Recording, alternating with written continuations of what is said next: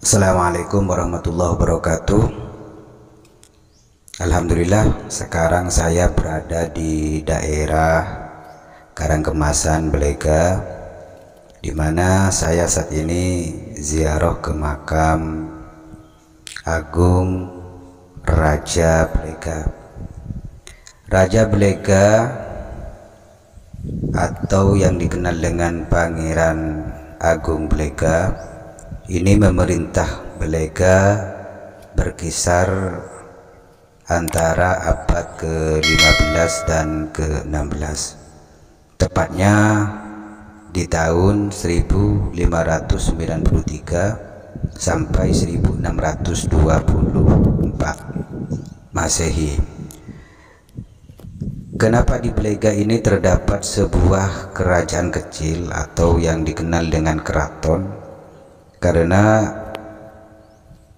Keraton Belega ini merupakan bawahan dari Kerajaan Besar Arusbaya, di mana di Arusbaya ini terdapat sebuah kerajaan yang awalnya adalah dipimpin oleh Pangeran Islam Unggu yang dikenal dengan Pangeran Pragalbo yang masih keturunan Kerajaan Majapahit.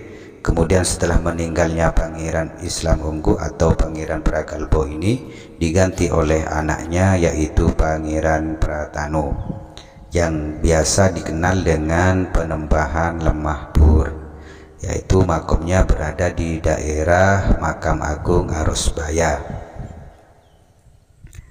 Selanjutnya, Pangeran Pratano ini mempunyai beberapa anak, diantaranya adalah Pangeran Sidinggili yang nanti makamnya berada di daerah Gili Mandangin, sehingga tidak heran kenapa Gili Mandangin itu disebut dengan Gili, karena memang di sana ada makam Pangeran Sidinggili yang beragama Hindu.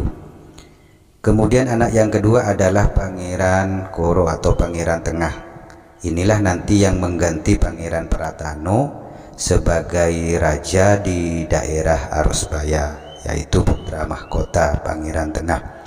Kemudian yang ketiga, anak dari Pangeran Pratano itu adalah Pangeran Belega yang nantinya diutus oleh Pangeran Tengah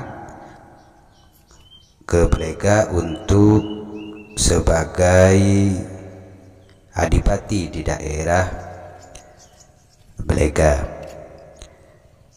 Pangeran Belega memimpin keraton kecil ini berkisar antara tahun 1593 sampai 1624 Masehi. Di makam ini terdapat beberapa makam yang jumlahnya banyak karena pernah terjadi perselisihan antara Pangeran Tengah sebagai raja besar di daerah Arusbaya dengan adiknya Pangeran Belega sebagai bawahan atau keraton kecil yang berada di Belega. Kesalahpahaman ini berawal dari keterlambatan Pangeran Belega dalam membayar upeti ke Pangeran Tengah.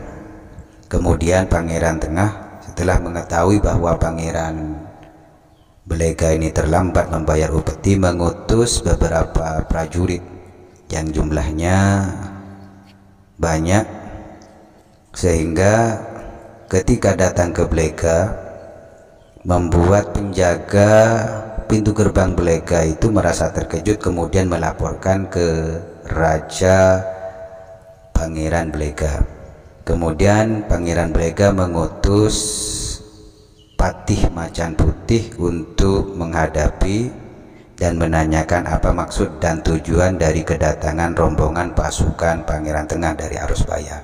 Sesampainya di pintu gerbang, maka bertemulah Pangeran Macan Putih dengan rombongan yang dari Arusbaya. Pangeran Macan Putih kemudian bertanya, untuk apa kalian datang ke Belega dengan iring-iringan pasukan lengkap dengan senjata perang?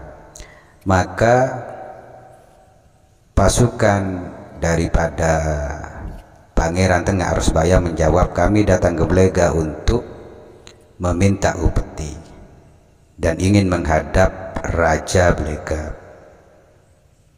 Pangeran Macan Putih kemudian sangat marah karena tidak pantas meminta upeti atau menagih upeti dengan jumlah pasukan lengkap dengan senjatanya yang begitu banyak. Akhirnya Pangeran Macan Putih tidak mengizinkan rombongan untuk masuk ke daerah Blega. Akhirnya terjadilah peperangan antara Pangeran Macan Putih dengan rombongan dari Arusbaya, pasukan dari Arusbaya ini. Dalam peperangan yang tidak sebanding, kemudian Pangeran Macan Putih ini merubah dirinya menjadi macan putih kembar, sehingga pada waktu itu mengamuk, sehingga ketika mengamuk itulah maka pasukan dari Arusbaya kocar kacir, ada sebagian yang meninggal, sebagian lagi kembali lagi ke Arusbaya dan melaporkan kejadian-kejadian yang terjadi di daerah Arusbaya ini. Setelah dilaporkan ke Pangeran Tengah, kemudian Pangeran Tengah ini akhirnya mengutus jumlah pasukan yang lebih besar daripada pasukan sebelumnya, sehingga tepat perkiraan sekitar jam 3 sore atau ba'da asar, setelah sholat asar, maka terjadilah perang yang sangat sengit. Ketika terjadi perang yang kedua ini, maka banyak pasukan Blega yang meninggal. Tetapi pada perang yang kedua ini, walaupun pasukan Blega banyak meninggal, pasukan Blega masih bisa memenangkan peperangan. Korban di antara yang meninggal di pasukan Pangeran Blega ini diantaranya adalah Pangeran Panombak, terus diantaranya adalah Pangeran Kambang yang makamnya ada di Keramat Kambang.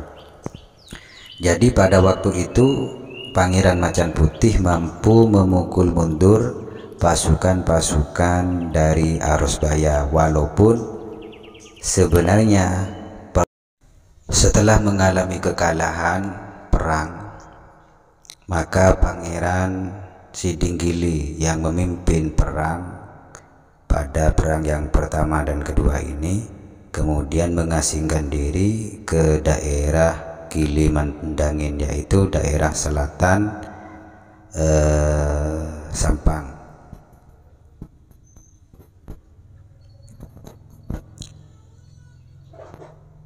Dari kekalahan-kekalahan ini kemudian Pangeran Tengah sebagai raja besar di Arusbaya kemudian mempunyai siasat untuk bagaimana mengalahkan pasukan Blega dengan cara yaitu pura-pura beritikat baik untuk bertemu dengan adiknya yaitu Pangeran Blega. Di saat kunjungan Pangeran Blega ke makam ayahnya yaitu Pangeran Pratanu ke Blega, di mana Pangeran Blega pada waktu itu tidak didampingi oleh Pangeran Macan Putih, maka disitulah dijadikan kesempatan oleh Pangeran Tengah untuk melemahkan pasukan Blega dengan cara Pangeran Tengah menitipkan sebuah rompi atau jubah yang dirajut yang dihadiahkan kepada Pangeran Macan Putih. Setelah sampainya Pangeran Blega pulang dari Arusbaya sampai ke Blega, kemudian rompi dan atau jubah yang sudah dikasih racun oleh Pangeran Tengah diberikan kepada Pangeran Macan Putih. Setelah dipakai oleh Pangeran Macan Putih, maka Pangeran Macan Putih langsung meninggal karena memang jubah atau rompi yang diberikan oleh Raja Arusbaya Pangeran Tengah sudah diracun.